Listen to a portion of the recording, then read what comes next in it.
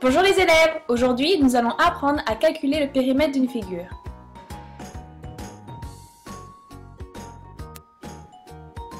Pour le calculer, on doit additionner la longueur des côtés de la figure.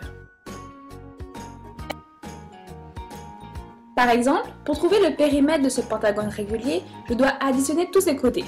Donc, le côté 1 plus le côté 2 plus le côté 3 plus le côté 4 plus le côté 5 nous donne son périmètre. C'est simple, non? Pour certaines figures, il est facile de dégager des formules de périmètre grâce à leurs propriétés. Par exemple, le carré. On sait que le carré est un quadrilatère ayant 4 côtés isométriques, c'est-à-dire que les 4 côtés sont égaux. Donc, pour trouver le périmètre de ce carré, on peut faire côté 1 plus côté 2 plus côté 3 plus côté 4. C'est égal à 5 plus 5 plus 5 plus 5. Le périmètre est égal à 20 cm. Donc, la formule du carré est P est égal à 4 fois C.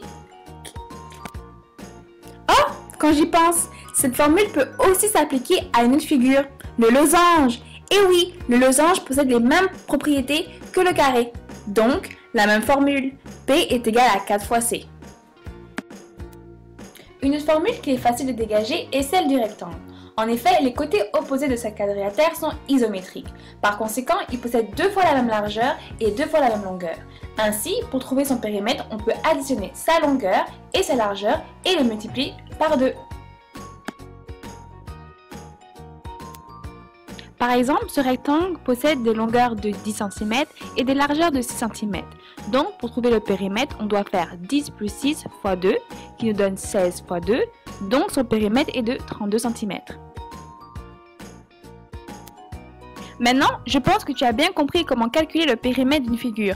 Mais attention, n'oublie jamais d'écrire l'unité de mesure pour savoir si le périmètre est en centimètres, millimètres, mètres ou en kilomètres, car la valeur n'est pas la même. Pour conclure, la formule générale pour calculer le périmètre de n'importe quelle figure, il suffit d'additionner l'ensemble de ses côtés.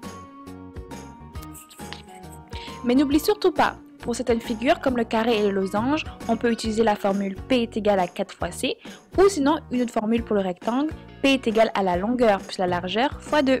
C'est tout. Au revoir les élèves, la prochaine fois on apprendra comment calculer l'aire des figures.